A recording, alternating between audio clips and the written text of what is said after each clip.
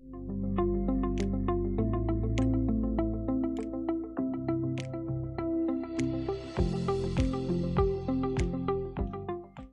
morning, everyone. Good evening, good afternoon, wherever you are, and welcome to this week's Weekly Energy Boost. My name is Elisheva, and I am here today with both David Guillaume and Daniel Naor, and we are going to discuss from every possible angle the impact that happiness or lack of happiness can have on our well-being. And we brought Daniel specifically for this episode because Daniel, who has been a guest on Weekly Energy Boost numerous times, has a unique perspective. He has delved into all different kinds of modalities when it comes to shifting belief systems, the body-brain connection, and so much more. So we're going to hear more about that later in the show as well. The Weekly Energy Boost is a 7-day spiritual energy forecast that we present the most practical and most powerful wisdom that we have connected with, whether it's David and I or any of our guests, so that you can not only make the best of what's happening in the coming 7 days, but use that wisdom and those tools your entire life. And this week is definitely going to show us, or let's say give us just cause to be in our heads, to be into ourselves, to be focused on what do I want, what do I need, how do I feel. Really the selfishness in a way abounds this week. And for that reason, we wanted to talk about how to get out of our heads, how to get out of ourselves when we feel the viewfinder focusing so intensely inward that it's hard to see anyone else or even the value of connecting with anyone else. So hopefully if you're hearing this earlier in the week, you're going to be more armed and better prepared for what's coming. And if not, you could be listening to this in July or December. And for whatever reason, the universe has given you the opportunity to hear what you're hearing, even if it's just 10 minutes of this episode, to shift your perspective. So which one of you wants to go first? Daniel, you go for it. I go for it. So first of all, welcome, Daniel, and thank you for being with us again. I know that a lot of people love when we bring Daniel on. Yeah. So I don't know. We thought about you for this topic because the body, and we heard this. I mean, the past few guests that we've had have really brought it in a different way to the forefront of our consciousness, that our emotions and what we experience and the memories of those emotions are really meant to flow through the body almost like water, but we tend to hold on to it and it aggregates and we create stories and blockages, and it interferes, issues from a relationship 20 years ago become an issue in our current relationship because we're not letting go of that. So we wanted to have you here with us today so that you can dismantle that and hopefully give our listeners some structure on which to make those shifts. Yes, absolutely. So the first thing I would like to start with is, I believe it all starts with being in the head, being in our head. That's where all the problem starts. When we are caught up in our own thoughts, in our own worries, in our own lives, then it starts to trickle down and into our emotional level, right? Something unsettling, something doesn't feel right, and then the emotion become actions, right? Selfish actions of just thinking about myself leads to just caring about myself. So one of the things that we can do and want to focus on is, and maybe we can get more ideas around that to discuss with you together, how to get out of our head. So one of the things that I like to use is this idea of quickness of spirit, like doing things fast, because we know that externally also awakens something internally, right? That's actually one of the Kabbalists, the Ramchal is an Italian Kabbalist. He talks about the idea, if you just start to move faster, if you even start to move your body faster, if you start to act faster, it will awaken some type of fire inside of you that will help you to get out of your own head. So this is a very practical tool that I like to use oftentimes. Just asking myself, pause and, okay, am I caught up with some foreign thought right now? Am I caught up with myself? How can I get out of it? Well, let's start to move quicker. Let's start to move my body. Let's whatever I'm already doing, like speed it up a little bit And it helps me tremendously to get out of my own head and just shift my energy. Can you give some practical examples of people that you've worked with, struggle they're going through, and tools that you've given them to practically get out of their head? Yes. So there's a bunch of them. What comes to mind? Yes. So first of all, I think it's important to realize what keeps us attached to our limiting beliefs. What keeps us attached? Today we're discussing also sadness. What keeps us attached to sadness? What keeps us attached to any of these? Intellectually understanding those are negative qualities, negative emotions, but we are attached to them. And we're attached to them because it gives us something. Oftentimes it's some type of comfort. Sometimes it's some illusionary safety that we feel from it. So the first thing I tell people is, I ask them that question, what are you getting from it? And it's the most confusing question for most people. They're like, I don't get anything from it. I said, no, you do. Otherwise, you wouldn't keep on doing it. So they start thinking longer, and then we dig a little bit deeper. And how is it serving you? What is the illusionary fulfillment? Well, okay, yeah. So my sadness and my heaviness, it gives me an excuse not to do things, because people won't overload me and overwhelm me with responsibilities because they know I can only handle that much. And then we dig further in previous experiences where they were overwhelmed, what has it caused them. And so that's where really we want to start, is what I'm getting from sadness or feeling stuck. I'm always getting something. One practical tool, please, that you ask. So about a year or 2 years ago, I was certified in laughter. So I'm a laughter coach, technically. Wait, certified in laughter? Yeah. I would love to put that on the resume. I also know a few people who need to learn to laugh differently. Can you help with that? Not looking do at you have anybody. do you have like a document that says that? Yeah. We got to get that. Yeah, upload it. So the reason why I went ahead and did that is because, imagine some people like certified in sadness. Like you can act. By the way, becoming certified in sadness means at least you're in control of the sadness, which is actually a very powerful concept. Not bad. It's very deep. Not bad. If I'm certified in sadness, then I'm in control. So that means you're actually happy. I love that, David. All right, keep Very going. deep. Sorry. No, it remind me of the Inside Out movie. Remember Sadness? You saw that? Yeah. So sadness was actually the key for success. So there's no negative or bad emotions. We need all emotions. So I don't believe that sadness is actually a bad thing. Certainly not grief. Grief is something that's very healthy, but we're drifting off the topic, I believe, now. So laughter, right? Yes. I believe this is such a powerful tool and so underrated and so simple that anybody can use anytime. And if starting off with laughter it's too difficult for you, even just with a smile, just make it a goal. Put it on your to-do list today. And catch yourself as often as possible. How many times, like being aware of our appearance, right? Our face doesn't belong to us. When we go outside of the street, right, and we have a sad face on, it's affecting other people, right? Not just me. So if I'm aware of that, and maybe that's why we're all wearing masks these days, so we can't use that anymore. That's right. So just the awareness, right, and smiling more often, and what I actually like to do, what really shifts the energy.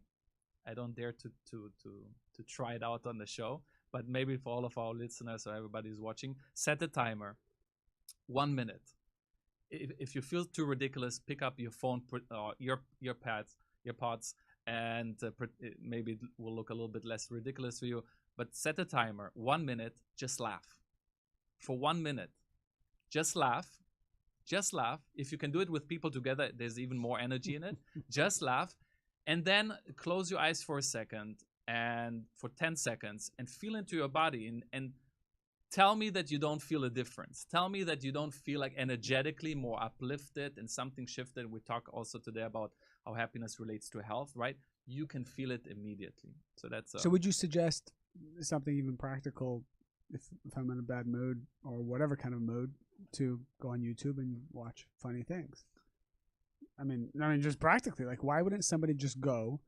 And like I like to watch Curb Your Enthusiasm. I just find that to be brilliant. And every time I watch a show, I kind of get lost for like 4 minutes on YouTube watching it, and I feel really good. I'll tell you the difference though.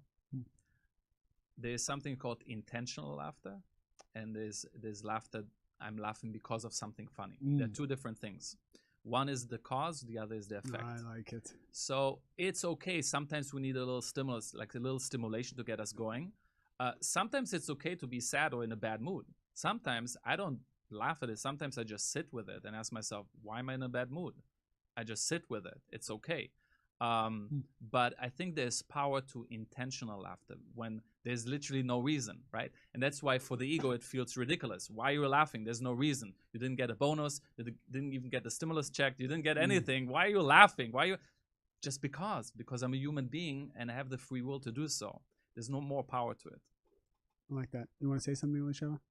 I wanted to go back to something Daniel said. Daniel said prior, which was, and it's funny because I was thinking about it in my mind, and then you said it, so I feel it's a topic we should talk about. Speaking to somebody yesterday, and they were telling me how they've been upset with their father for their whole life, and this person tells me, oh, I've been upset with my father for my whole life, and then they're looking at me, and I'm like, and so what's your point? It's like, well, isn't it bad? Like, shouldn't I stop that? And I'm like, well, why would you stop it? And it was kind of this like moment where we're just looking at each other, and they're like, well, because it's not good to do that. I said, yeah, but if you've been doing it your whole life, you obviously must find that there's a good reason to do it. So who am I to tell you not to do it? I mean, you must be enjoying it if you're doing it. And that goes back to a topic we've talked about so many times, which is, first, the reason why we're not letting go of stuff is because, yeah, we can say we're used to it and it's a habit or whatever, but there is a belief system that we get a lot from it, and there's a pleasure to it. Now, what's the secret of what I'm saying? There's no secret. The bottom line is you enjoy it, and there's nothing wrong with that. That is a certain reality to exist in, where you enjoy this habit. This habit happens to have side effects, but it is a habit nonetheless. Now, if we're trying to have a discussion of I need different habits that I enjoy as well without side effects, so that's a different topic. And the reason I bring this up is because sometimes we tell people, get out of your head, stop being sad, stop being a certain way. And when you talk to people, that often doesn't work, especially doesn't work in relationships. I think they call that toxic positivity. Is that what it's called? Mm-hmm. And I see it a lot in people who are like married to each other, or they're in close relationships, where they see so clearly what the other person needs to change, and they just flat out say, oh, you need to change this, or you need to stop this. But it's so much more complex than that. There's a pleasure, there's an enjoyment, there's a familiarity with being a certain way. And I think if you can first understand that exists, then you're already opening up the gates to be able to approach it a different way and to help them. We're not saying how to do it yet, but we're saying this is a dynamic that's causing people to be stuck. I think it's also important to dial back to one of the more basic concepts we bring up in the probably every other, if not every third episode, is the idea that the Kabbalah teaches that the negativity, what we would call negativity, or more specifically, the voice of our opponent, which is that it's a force that everybody is subject to, that's there so that we can overcome it, not so that we'll be owned by it or defined by it. So a person can go through something, and this to me is one of the most, I think, profound lessons I've learned in the past couple of years, is that a person can go through something really difficult, really unfortunate, really painful. And yes, there's pain. And yes, also the last few guests we've had have given different perspectives on how to transform and handle grief and difficult situations. But the bottom line that both, I think, conventional knowledge and ancient wisdom share is that we are the ones who get to define how that impacts us. We get to define if reliving the pain over and over and over again creates a life of suffering, or we get to decide if the lessons we learn from that suffering, from that pain, from that difficulty, are the source of growth and elevation. And I'm trying to teach it to my kids now, right? I have like elementary school kids, and they go through different things. This one hurt them, and this one left them out, and this one, and And I actually caught my daughter. It was a very powerful moment the other day. I caught my daughter right as she was about to cry about something. And I said, wait a second, time out, in a funny way, not something, Before she cried. not in a shaming, don't do that way, but Stop really crying. Tio, wait, 1 second, 1 second. What if you didn't let this upset you? What if, like in a playful, curious, imagine if you didn't let what so-and-so said or did or whatever rejection you felt in that moment. Imagine, I used 8-year-old words, of course.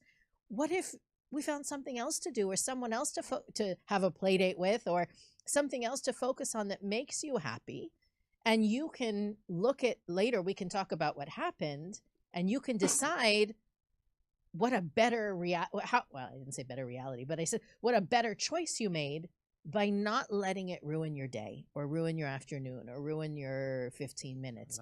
And she kind of looked at me like, now I've told her many times before that she gets to choose how something affects her, right? If she gets to choose if she has a bad day or a good day, or if she remembers something over and over again or lets it go. And she is so very much like me when I was younger.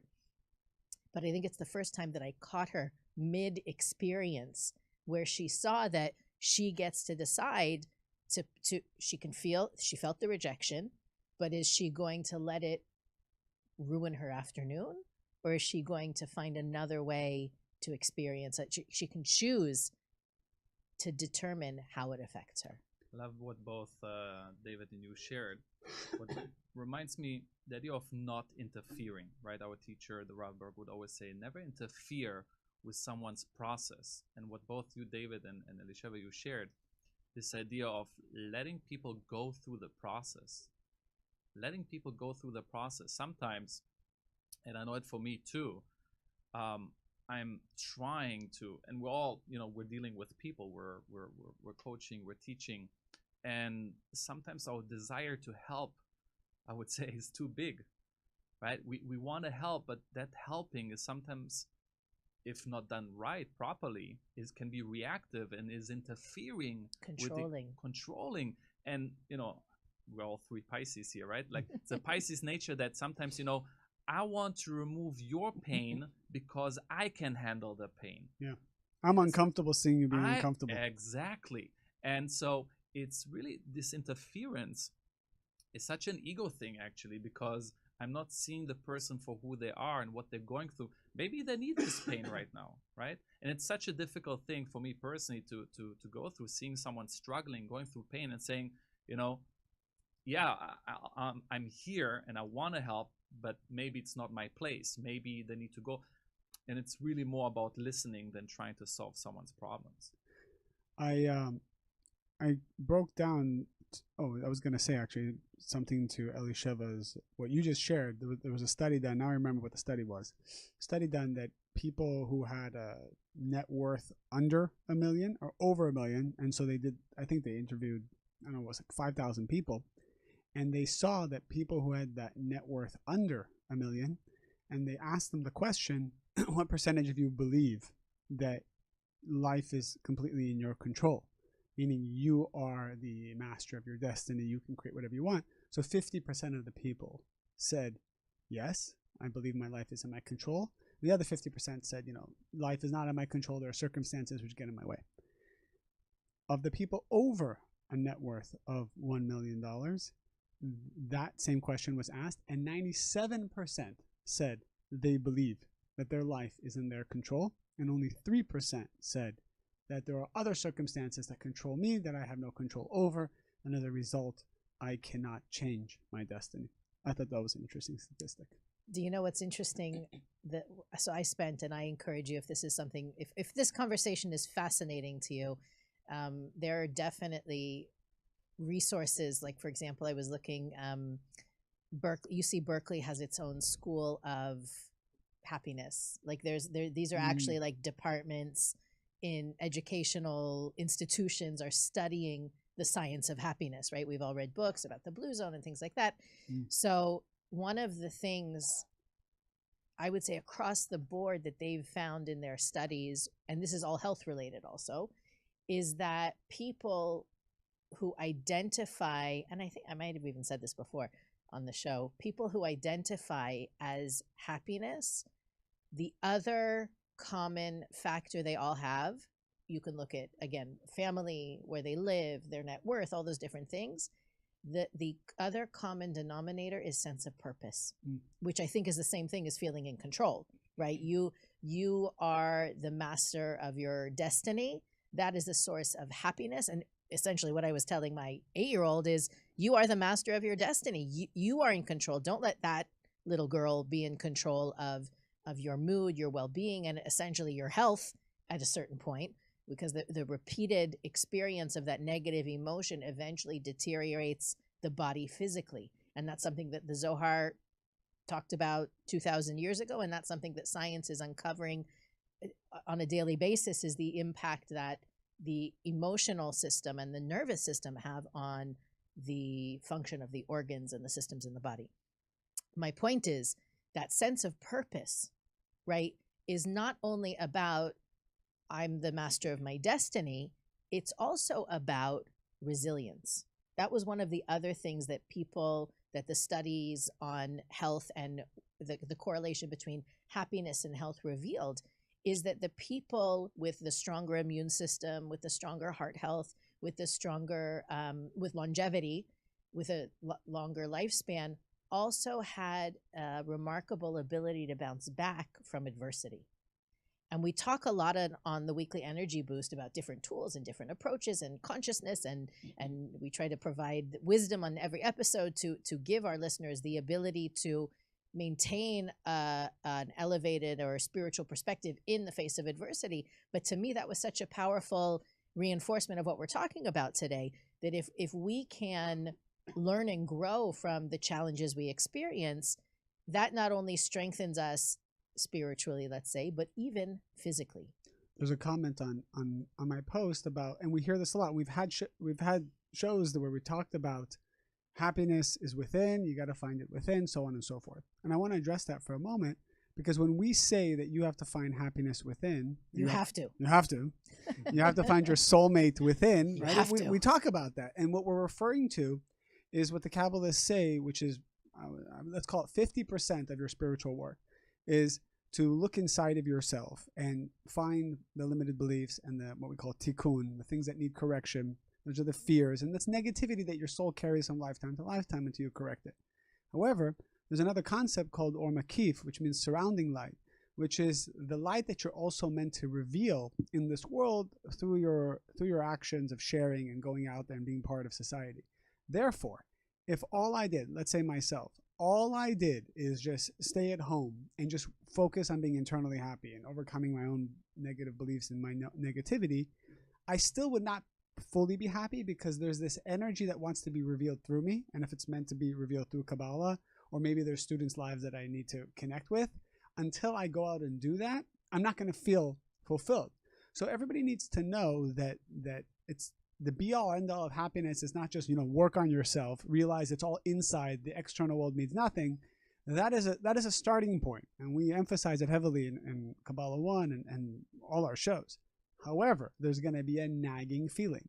If you're meant to be the mayor of your city, that's part of your destiny, it's part of your correction, to be that and to be a mayor that's sharing and not selfish or whatever, that's going to nag at you. That external light's going to push you, and you're always going to feel like something's missing. And we all have that. There's something missing. And you need to know it's not just something you need to find inside of yourself.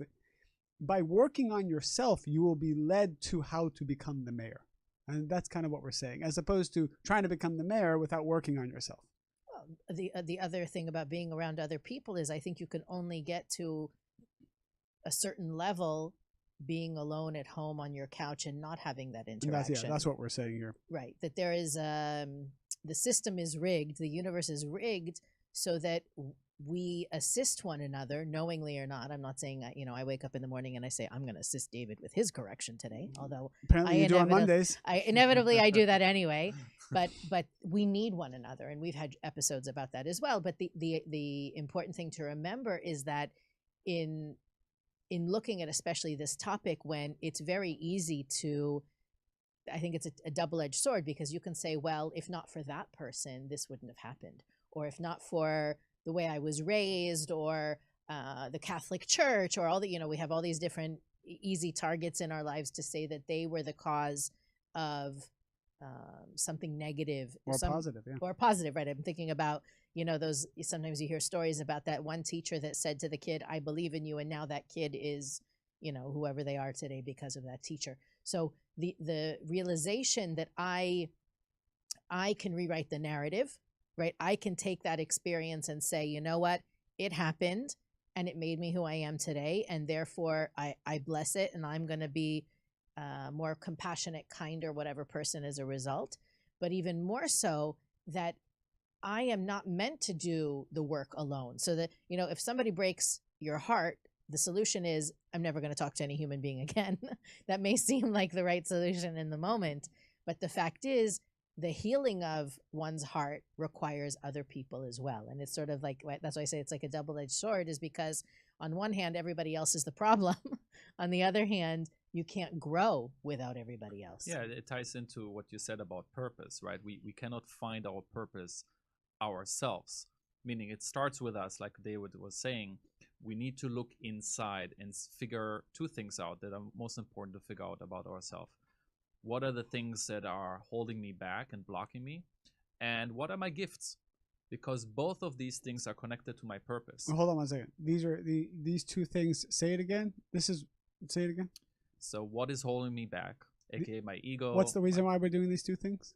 To connect to our purpose. Okay, so if a person wants to find their purpose, these are the two things that you would usually ask someone, maybe in a session, to examine. These two things. Absolutely. All right. So what are they again? So what is holding me back? What am I blocked by? We know it as tikkun, right? Different ways of saying tikkun, our ego, our limiting beliefs, the things that we're not most proud of, things that we have opportunity to work on. Yeah. And the second thing are our gifts, our strength, our skills, our talents, our gifts, because they're both tied in to our purpose. So like you were saying, David, it starts with reflecting and looking inside. It starts with that clarity, but really deep clarity, and seeing what are these two things, those two components. And then once I have real clear idea what is holding me back, and I've done maybe a little bit deeper, and what am I getting from this? Why is it holding me back? Why is it there? But as it is important to see what's holding me back, it's also important to see what are my gifts? What am I actually really good at? And you'll be surprised that most of the time when I ask people that question, that part is more difficult for people to answer than what's holding me back. Especially when once a person is spiritually aware and alert, the list is much longer when it comes to what do I need to change. Let me tell you, Daniel. I have this, and that, and they're even proud of it, right? Like, I have all of these things to change. I'm so self-aware. So self-aware. Well, let me ask you, what are you good at? Well, I'm a good cook. I'm a good mom. I'm a good dad. And the list is oftentimes so short, and it's a shame. Why? If you take credit for the bad things, take credit for the good things as well, because they're both not really yours. We're both here. Our soul is pure, and we're given a baggage to correct, and we've been baggage as a gift to use to transform our darkness. So how does it tie into purpose? Well, we have each a unique baggage and a unique gifts and talents to share, right? So we're saying it starts by looking inside, but then the only way it can be fulfilled is when we go out and share our gifts, interact with others, and when we're fully in our purpose, in our element, in our essence, and are able to express that. I think that's the definition of happiness. That's when we find real happiness. I want to share a deep Kabbalistic tool that we can use for happiness. So happiness, as I've seen it with. You're not talking about like quick happiness fix. You're talking about lasting happiness. I'm going to share a concept, and then I'm going to share a tool. Okay. All right. But the concept in and of itself is not like one you're going to hear, in Vogue's top 5 ways to be happy according to these celebrities. This is from Rav Ashлаг's concept, and I don't really see it written anywhere else. And he hammers it home all the time in his teachings, and I want to share it. I shared this in my Kabbalah 4 briefly. I'm wondering if you're going to share what I wanted to share. No, there's no way you're going to share this. Let's see. This is not even close to what we talk about on a daily basis. But Rav Ashlag says, first, the happiness component. I'm just looking at my notes here. Normally, people are not happy because they don't know something that's going on, right? You don't know what's going to happen. That is a source of fear, of trepidation, of anxiety, of stress, which then can lead you to forego your happiness. I don't know what's going to happen. And the other thing could be, I have nothing to look forward to. So oftentimes when we have something to look forward to, we feel joy, even though we don't have that thing. It's coming. It's on the way. You know, the wedding is coming. It's actually more exciting often than the wedding, right? Or the car is coming, the money is coming. I'm aspiring to complete this project. It's a very powerful thing, because again, that's called surrounding light. And then surrounding light is more exciting than internal light, something I've already earned or worked for. All right. Anyways, these are both involve I don't know. I don't know what's going to happen. I don't know what to look forward to. So Rav Ashlag says that we have two types of vessels inside of us. These are the two different ways we can approach life. One is by the vessel of logic, which means I am happy if I know what to look forward to, and I am happy if I know what's happening. Then there's another vessel. He says that if you can tap into this vessel inside of you, and it is inside of you, we just never use it. It's an unused tool inside of our soul. It's called the vessel of certainty beyond logic. And I've been using this more and more, and I can tell you it's so powerful because, for example, I'll tell you something. Well, my kids are younger than your kids, and it comes across my mind, you know, will these kids be spiritual? Will they have, like, I want them to understand the Creator. I want them to overcome their fears and challenges.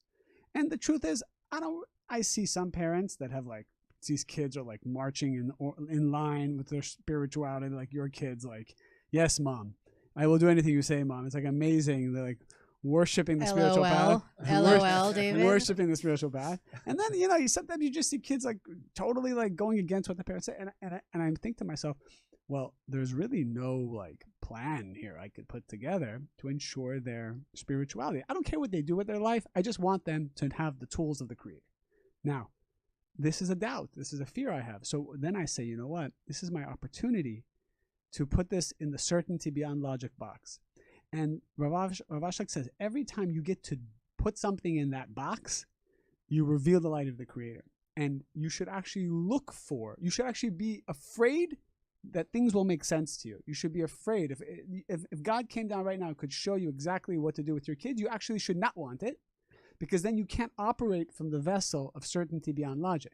Right? If someone came and said, I'm going to tell you exactly when you're going to meet your soulmate, who it's going to be, and how it's going to happen, you'd be like, yeah, tell me. But then, now you have logic about the future, and you can no longer operate from the certainty beyond logic, not knowing who it's going to be, when it's going to be, how it's going to be. It's very scary. But then you can operate from the vessel called certainty beyond logic. I have to tell you, it's a lot easier to make sure your kids will be spiritual than it is to control the other stuff. Control what other stuff?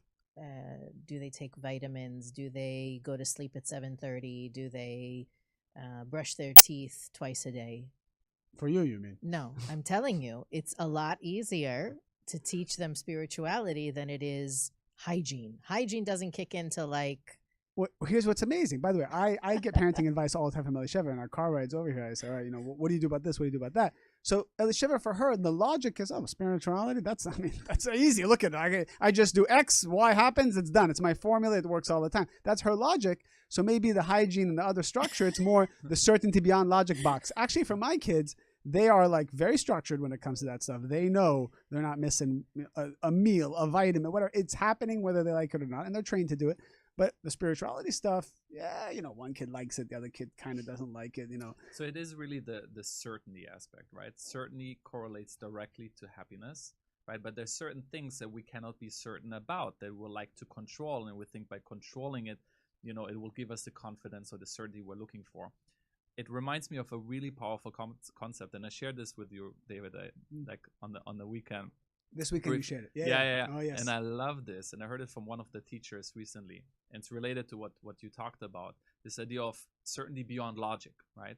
So, okay, I understood, we learned about this concept, certainty beyond logic, but how do I apply it? And for me, this idea really rings true, and is practical too. You know, when the Israelites had the revelation on Mount Sinai, it said Naaseh v'nishma. What they said is that they took upon themselves. They heard the voices of the Creator, they saw the voices, and they said, "We will do and we will listen," which doesn't make a lot of sense, right? Like usually you tell a person, "Okay, let me listen to what you have to say. I'll think about it and maybe I'll do it," right? But they jumped in and said, "We will do and then we will listen," which represents this key idea, right, of certainty beyond logic, which I heard the concept before, but this thing that I'm sharing now, I never heard before. So it says Kabbalistically that doing action, taking action by itself is the vessel, is the capacity. What gives us the capacity to understand is the doing. The doing is the vessel. Understanding is the light, relatively speaking. Do we need to explain that? This is no? very good. Yes, So you need this to is explain this it. is kind of like, if I can chime in, this is when you said initiate the laughter. That's like the doing, Exactly. and then you'll reveal the reason to laugh or why you should laugh or the wisdom behind the laughter. Exactly. Which doesn't make sense. It's beyond logic, right? Like, give me a reason. Why should I do it? Why should I take this action and have certainty? Well, just do it first, and then the understanding will come. Now, it's fitting for the month of Aries that we're in, but even if you listen to it afterwards, right? Because Aries always first do and then think, it has a negative. There are some aspect people to who it. do and they don't think. What do you think about that? Exactly. So we need to know when to apply it. Yeah. Okay. Sometimes it's good to think before, especially when it comes to major But decisions. that's the thing, is that if you know you're the type of person that will overthink something until the Exactly. cows come home, You need to know this what is kind of a person magic, exactly. This is the magic formula for shifting those areas where you feel stuck, is stop thinking and just do.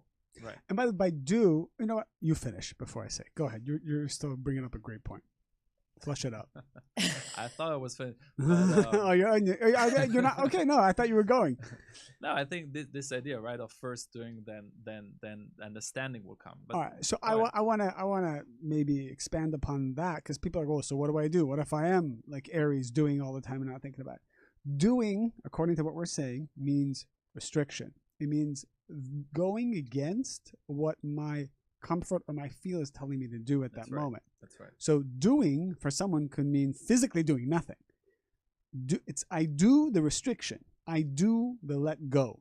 The let go could mean saying something. The let go could mean not saying something. The let go could mean confronting. The let go could mean not confronting, maybe praying. It's about doing the restriction, then you reveal. And it goes back to what we started with, right? It's about getting out of our own head. Like what I said in the beginning in the show.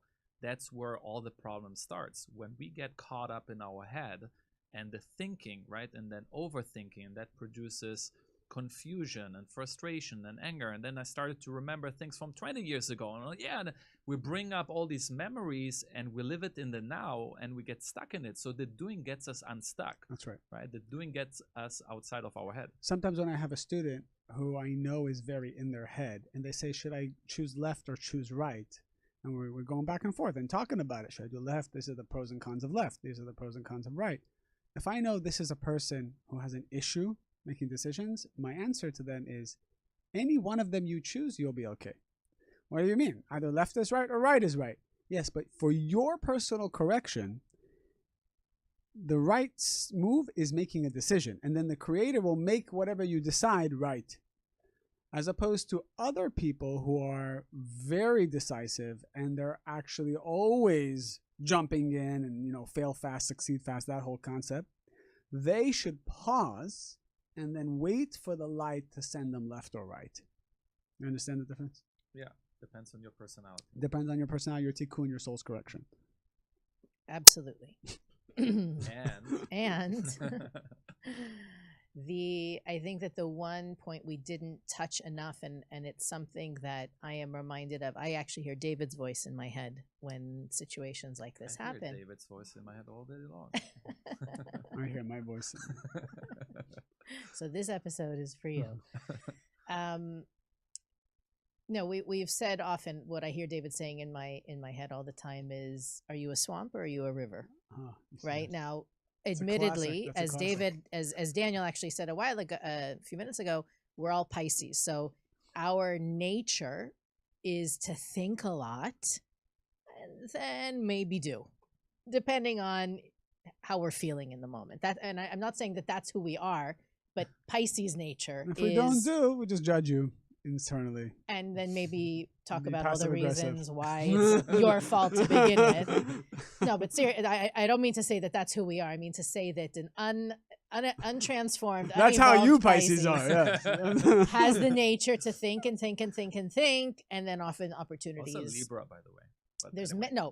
many signs. I'm just outing our, it's not necessarily natural for us to be out of our heads or to take quick action or to do and then to That's think. correct. It's a bit of a confession I'm giving here on behalf of all of the three of us. So we want to say, I'm saying it because it does create miracles. But going back to the swamp versus river again, in the body, right? Energy is either flowing or it's stuck, right? When you look at the different systems and why they fail or weaken or issues develop, it's because in that particular area, there is a swamp effect, that something stops flowing, functioning. And again, I'm going back to the reading I did all weekend about the emotional and the health body, or the connection between the emotional body and the physical body. Let's say it like that. So when we notice, and this is really something that we want to be aware of, not only this week, but always, is that if you are stuck on something, and this, annoying as Kabbalah is, it requires a bit of awareness and transparency. And we can talk maybe before the show ends about some different ways that we can work through that. But knowing I can't let this thing go. I have something in my past that happened I can't let go of. The way you spoke to me, I can't let go of. Anything that we are stuck on is somewhere, somehow, even on a physical level. You may be aware that when someone, you say, don't go there. I don't want to go there. What you're really saying is, I don't want to move that energy. I don't want to let go of, like Daniel said in the beginning, somehow my sadness or my anger or my blame or my guilt is serving me, and I don't want to let it go. But understand that holding on to it is creating the swamp effect, energetically, emotionally, and ultimately physically. So being able to release, to let go, or to use that, I don't know, that solidification, whatever sort of hardness, right? Some people even say, I remember somebody wrote into the show once and said, you talked about releasing anger, but if I release my anger at work, I'm going to be seen as weak and people are going to take advantage of me. There are ways to use, as Daniel said, there's no negative emotions. There are ways to channel even what we perceive as negative emotions in a positive way.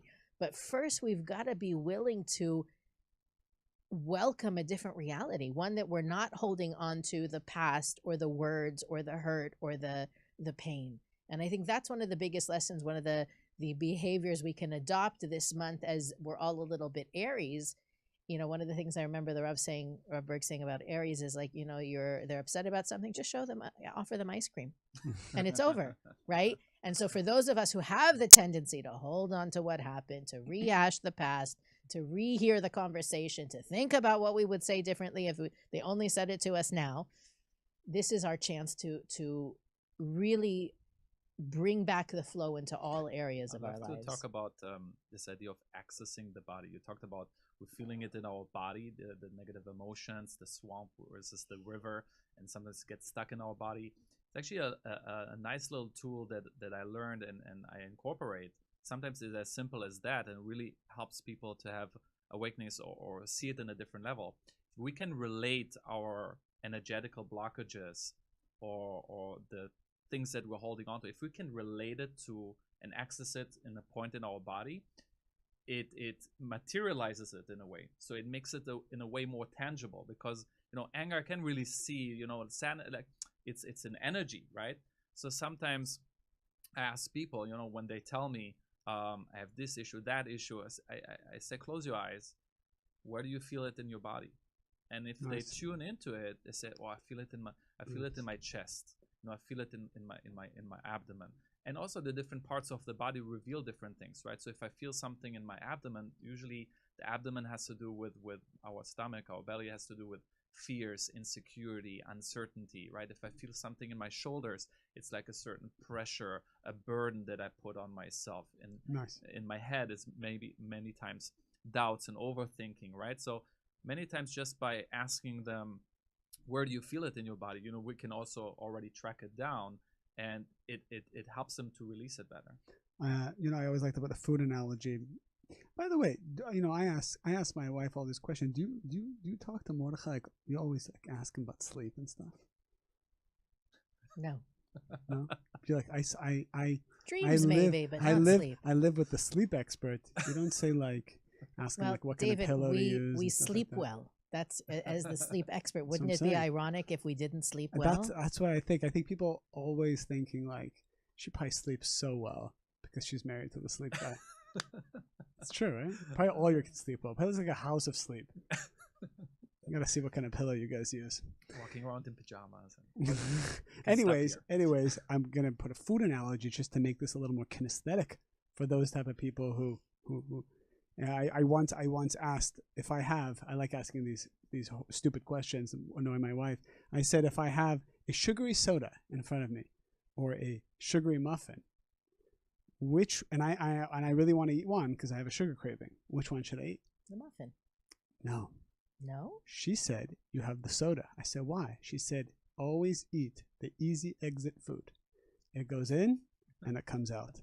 She said, number one reason why people gain weight, are bloated, have low energy, is they're not eating easy exit foods. I said, well, explain to me. She said, vegetable is great because it's easy exit, digest in 15 minutes.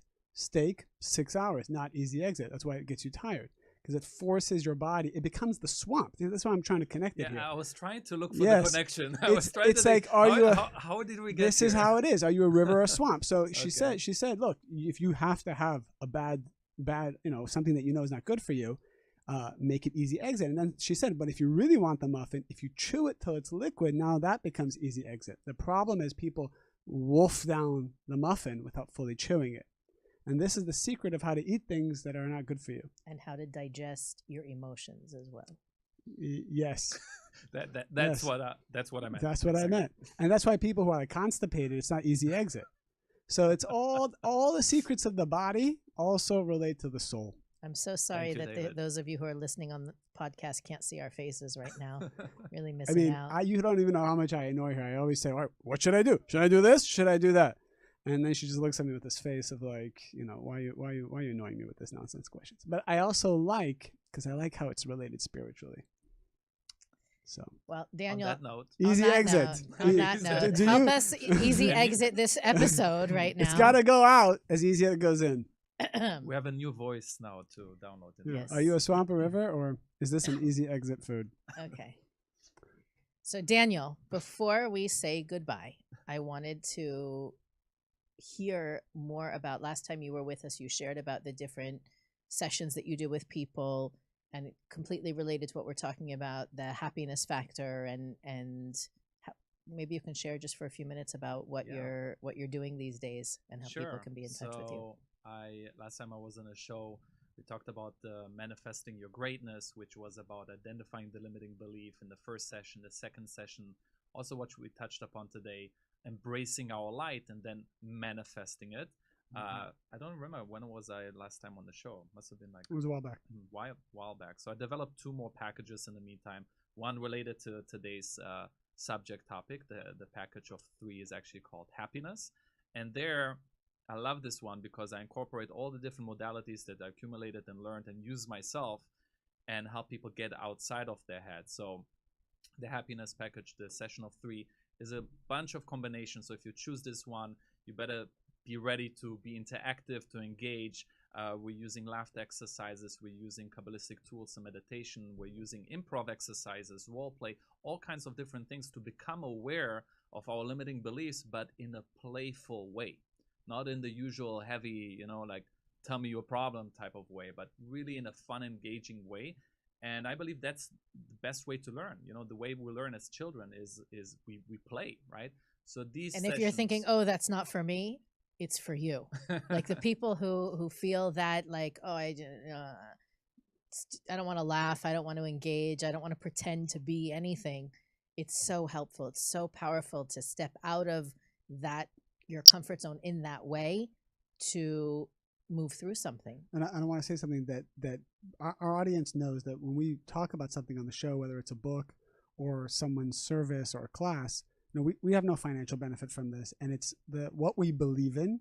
And I know the last time we had Daniel, it was partly because I sent him a lot of students who had certain blockages that I felt Daniel could help overcome in 30 minutes, what I'd probably have to spend hours and hours, maybe even then helping them overcome. They had great results, and that's why I wanted Daniel to come on the show. And when you did come on the show, a lot of people did sign up who didn't know about you, signed up for your services, whichever ones you had then, and then we had more positive feedback. So, and here's the other thing, I don't think people don't know, that when you sign up for Daniel's service, this money all goes to charity. This doesn't go to Daniel, it doesn't go to Elisheva or I. If you ever sign up for our services, all this money goes to charity, and it's all for the spreading the light of the Creator, spreading the light of Kabbalah. So I highly recommend, as I've heard it by word of mouth and experienced it myself, Daniel does in 30 minutes what often we can't do in hours and hours of talk therapy. Spiritual talk therapy. So I'm a believer. I'm a believer. Yeah, thank you, David. I love doing this because it's just I see the results, and I see I think helping people. So what are the packages? What are the packages that you have now? I know you were telling me in the car that you have 2 new ones. Yeah, Happiness one. Happiness is one. Happiness, and it's three parts. Yeah, 3 sessions. And the other one is called Parents and Partners. So this one is specifically, it is about belief system, but the reason why I love this is because it goes a little bit deeper than the surface. It goes into adapted belief systems from ancestors, from our parents, and how it overlaps to our relationships. Nice. So this is the third one. Nice. So parents. So that's not for people who have kids. That's for people who want to go. That's for anybody. That's for anybody, right? Yeah. It sounds like a mommy and me No, class. it's I just not. want to make sure. It's not.